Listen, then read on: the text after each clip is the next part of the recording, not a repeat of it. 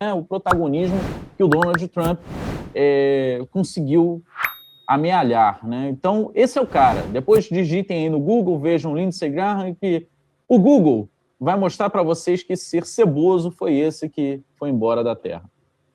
Feito o registro, Thiago, vamos falar do Rio de Janeiro, né? Eu realmente disse há um tempinho atrás aí que eu torcia para que o Flávio Bolsonaro, eu como carioca, né, como fluminense, torcedor do Flamengo, eu torcia para que o Flávio Bolsonaro não largasse a corrida presidencial e não viesse para o Rio de Janeiro, porque, infelizmente, a verdade é que ele hoje é o único personagem que conseguiria fazer uma maioria sólida para uma das vagas do Senado do Rio de Janeiro, na direita. Os outros todos, e aí eu até me faço uma correção, ele também poderia sofrer isso, mas todos os outros estão caindo. Estão caindo, porque, como Lindsey Graham, são seres cebosos também, né? Todos eles. Então, você tinha um candidato a governador no ano passado, se você pega a máquina do tempo e volta um ano atrás, parece que a eleição do Rio de Janeiro ia ser outra. Eu vi outro dia um desses canais liberais dizendo quem poderia imaginar? Que não, quem não? Todo mundo falava, eu mesmo falava. Uma coisa é você dizer vai, todos vão cair antes da eleição. Outra coisa é dizer vão cair em algum momento. O ex-presidente da Alerj, né, o Rodrigo Bacelar, que é bolsonarista de primeira hora, era considerado o grande competidor do Eduardo Paes. Acho que nos corredores da política fluminense se dizia, esse cara não é só um competidor, ele tem boa chance de ser eleito, porque ele vai vir com a máquina toda. Rodrigo Bacelar está preso hoje pelos escândalos de corrupção, os mesmos que capacitaram um sujeito com dificuldades de comunicação verbal, um cara acanhado, tímido, como o Cláudio Castro, ser eleito governador. Eu não vou nem dizer reeleito, reeleito, né? Porque ele estava lá sentado na cadeira, mas ele não tinha sido eleito antes. Ele era ainda mais desconhecido, era um suplente de vereador no Rio de Janeiro, que virou governador porque caçaram o Witzel. O Witzel, que por sua vez foi eleito na combinação de dois fatores externos a ele. O primeiro, a cassação repentina do Antony Garotinho na semana da eleição, e o cara sai de 3% para 34%, sendo que o Garotinho tinha exatamente 30%, então tirou o bloco aqui e entregou inteiro no Witzel, na mesma semana. E, claro, o Witzel se apoiou no bolsonarismo naquela eleição. Então, o Witzel também era um sujeito completamente terceira categoria. E ele pegou um cara de quarta categoria para ser vice dele. Esse cara de quarta categoria virou governador. E baseado num esquema, né, gigantesco, bilionário, fraudulento no Rio de Janeiro, conseguiu se reeleger. A nossa justiça eleitoral é tão lenta que passou o mandato inteiro do cara e só agora, no final, no início de 2026, quando ele já nem queria mais ser governador, já nem podia mais se reeleger, já queria vir ao Senado, é que ele foi cassado. E para não efetivar a cassação, ele renunciou um dia antes. A la Collor, né? Ele renunciou um dia antes da cassação, tentando manter os direitos políticos dele. Pois bem, esse é o Cláudio Castro. O cara, como eu falei, com dificuldades de comunicação, um cara tímido, sem nenhum carisma. O Bacelar ainda agregava alguma coisa. O Bacelar era um cara da política, com mais capacidade de se movimentar, de fazer... Cara, o Bacelar conseguiu ser eleito por unanimidade na Alerj. O PSOL votou nele todinho. O PT votou nele. O PDT, o PSB, todo mundo votou nele, o PCdoB. Então, é um cara que tinha capacidade política de outro nível. Temos que reconhecer isso. E vamos lá de novo dizer, né, Thiago? Tá vendo? Esses caras do DCM defendendo a direita, não. O Mara mandou, Pedro, a dica de livros é muito boa, tem alguns do meu lado, mas a tela é um vício. Eu quero me livrar, voltei a fazer exercícios de dança, preciso voltar a desenhar e escrever e deixar a tela. Sim, eu não posso deixar a tela porque eu trabalho com isso aqui, né, gente? Eu fico o dia inteiro aqui, às vezes é legal, eu levanto, dou uma esticada. Eu dei algumas pausas aqui na live mesmo, são 4 horas para, enfim, cuidar da vida aqui também.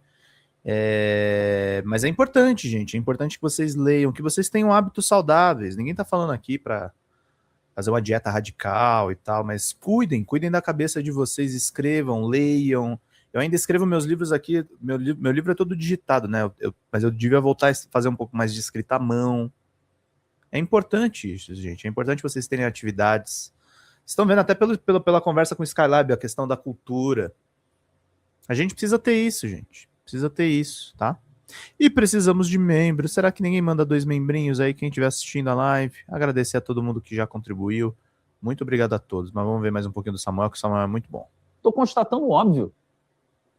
O cara conseguiu ser o primeiro na história da Assembleia Legislativa do Rio de Janeiro a ter todos os votos de todos os deputados. E aí, sentado sobre esse poder político, ele manobrou para que aquela estrutura que elegeu Cláudio Castro servisse aos seus interesses de virar governador esse ano. Então, ele era, sim, um grande concorrente de Eduardo Paes, com possibilidades reais de ser eleito.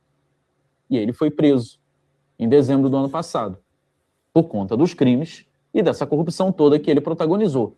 Em seguida, colocou-se o nome na história do próprio Cláudio Castro. E o Cláudio Castro, como nós sabemos, caçado, descobertas as ligações dele criminosas, mora numa cobertura milionária aqui na Barra da Tijuca, no condomínio mais caro do Rio de Janeiro, que é o condomínio mais caro do Brasil, na verdade, aqui na Barra da Tijuca, sendo que ele, salário de governador é um salário muito bom, mas é 30 e poucos mil, 40 mil, não são milhões por mês. E ele paga lá milhões para estar lá. Como é que ele faz isso? Corrupção, caiu. Aí vinha o candidato ao Senado que sobrou. Já que o Cláudio Castro não é mais o candidato, tem o outro. Eles tinham 2. Eles tinham 3 candidatos. Um para o governo, Cláudio Castro, caiu. Outro para o Senado, um para o governo, Bacelar, caiu. Outro para o Senado, Cláudio Castro, caiu. E o terceiro para o Senado, né, para as 2 vagas do Senado e do governo, que era o Canela. O que aconteceu com Canela?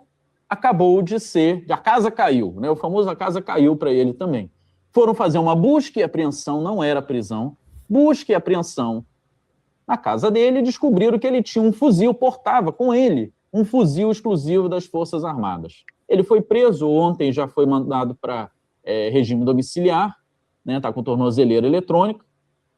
A meu ver, politicamente, ele já está derrotado, embora eu veja as páginas dele aqui tentando dizer que, olha, está vendo, a criminalidade está prendendo Canela, o homem que enfrentou o tráfico de... Não enfrentou nada, nós falamos no domingo passado aqui, ou no meio da semana, que ele é um cara que fez acordo com o crime organizado no Rio de Janeiro. Fez acordo, ele protegeu o crime organizado no Rio de Janeiro. E é por isso que ele tem secretários, né, do governo dele do crime organizado, do tráfico de drogas. Comando Vermelho, gente, tem secretaria com Canela. É amigo, não é aliado, não é conversa de WhatsApp, não. Ele botar os caras na secretaria, direto para tocar a máquina pública. Então, esse é o crime organizado na direita do Rio de Janeiro. Você viu se eu falei o nome de alguém da esquerda esse tempo todo? E eu sempre gosto de repetir isso. Todo o crime organizado do Rio de Janeiro, atualmente, e se você pegar de 20, 30 anos para trás, que é o tempo que eu consigo responder como, né, enxergando as coisas com meus próprios olhos, toda a relação deles sempre foi com a direita. Todos, sempre com a direita. E é exatamente isso que está acontecendo agora. A direita tomou o poder no Rio de Janeiro, colocou o crime organizado no poder, nas secretarias, nos cargos, desviou milhões e milhões, na verdade, somando os anos, foram bilhões. Só pensar que o Cláudio Castro, numa canetada só, deu 1 bilhão para o esquema do Banco Master. Então, essa galera toda hoje está sem ele nem beira no Rio de Janeiro. Eles não têm nome. Canela fora, Cláudio Castro fora, Bacelar fora. A única possibilidade hoje deles elegerem alguém deles aqui é se o Flávio Bolsonaro deixar de ser candidato a presidente e vier disputar uma vaga ao Senado no Rio de Janeiro. Então, eu termino, longa intervenção, né? Demorei, mas eu termino falando sobre o Merval. O Merval fala que o Flávio Bolsonaro, né, que a campanha ali, o entorno do Flávio Bolsonaro estaria hoje fazendo água, estaria num risco danado. Eu gostaria que o Merval estivesse certo, mesmo sendo carioca e não querendo o Flávio aqui, eu gostaria que o Merval estivesse certo, mas eu vejo as pesquisas, observo o movimento que as pesquisas, né, conseguem radiografar, e eu acho que já está, de certa forma, estabilizado. Esse aí é o tamanho do bolsonarismo, ele vai ficar nisso, ele não vai cair muito mais. Acho que todas as atrocidades possíveis o bolsonarismo já fez, já foram divulgadas.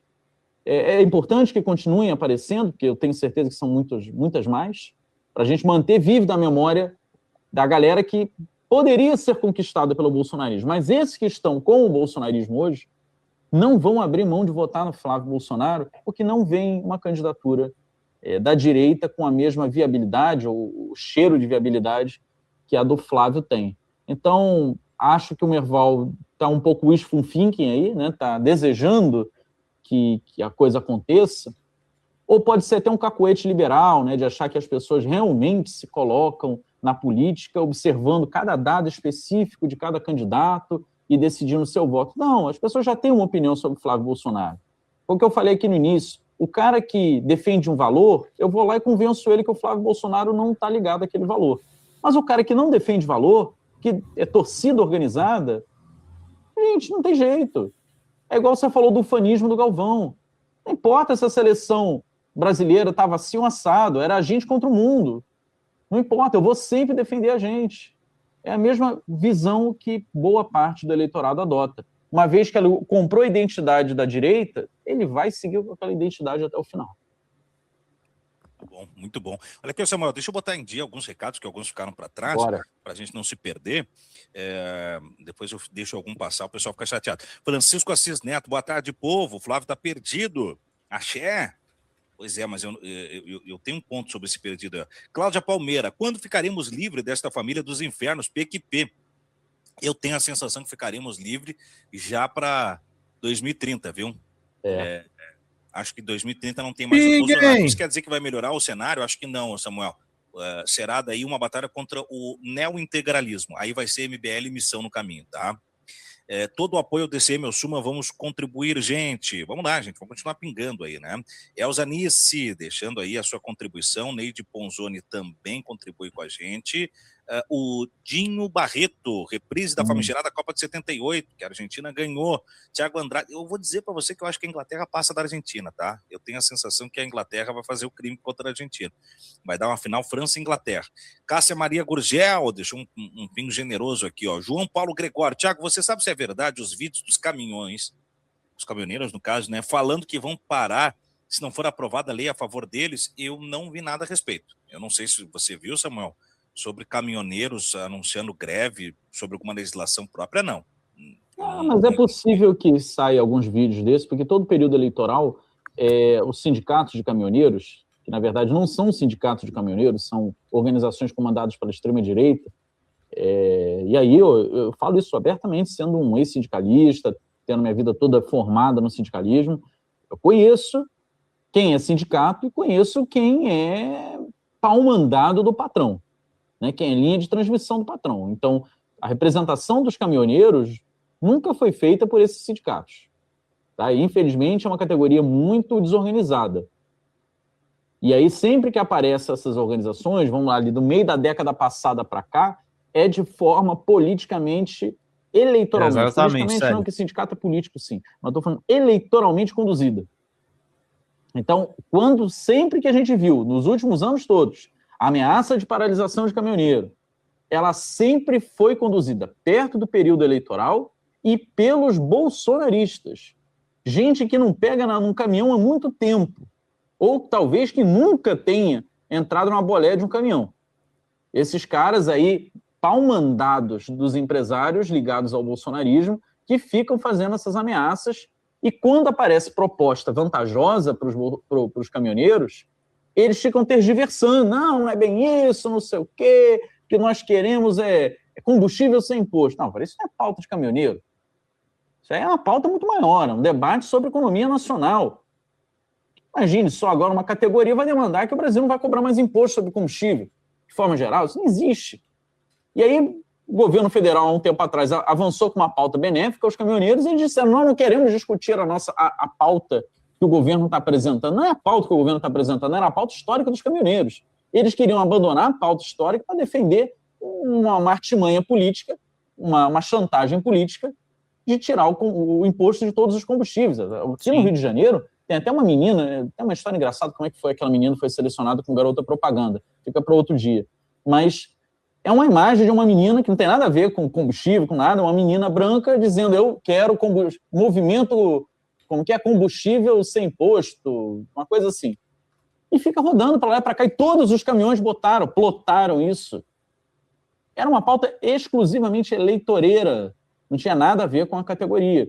Então, quando eu vejo essas ameaças, e geralmente elas vêm pelo Zap, você não tem uma comunicação oficial de sindicato, nada disso. Viram uma correia de transmissão no WhatsApp, dizendo os caminhoneiros vão parar, os caminhoneiros vão parar, os caminhoneiros vão parar. Aí eu recebo, passo para alguém dizendo, cuidado, hein, os caminhoneiros vão parar. Assim, sem querer, eu acabo virando também parte do telefone sem fio, né, que eles desejam que aconteça. Então, eu não vi, ainda não chegou até mim, essa corrente aí dizendo que vai ter greve dos caminhoneiros, mas eu repito, se estiver já sendo, né, movimentado isso, é uma tentativa do bolsonarismo de criar um clima, de criar uma ideia de que existe uma insatisfação geral contra o governo, quando, obviamente, todas as pesquisas mostram que não tem. Fala, galera da Folha TV, não se esquece de se inscrever aqui no nosso canal para assistir programas como Folha Notícias Manhã, Folha Notícias Noite, o nosso Folha Entrevista e o nosso Barzinho das Meninas. Muitas coisas bacanas a gente acompanha por aqui e a gente precisa muito, muito do apoio de vocês para nosso trabalho jornalístico, investigativo, de curadoria de conteúdo, com vocês ajudando no nosso Pix, folhademocrata@gmail.com, ou mandando superchats, valeu demais, e os recursos financeiros, tornando-se membro no nosso canal, no nosso curso de jornalismo básico, para você ficar muito bem informado a respeito de tudo. Queridos e queridas, muito obrigado pela presença de todos vocês, vida longa e próspera. Cuidem-se, cuidem dos seus, e não esquece de se inscrever aqui na Folha TV. Até mais!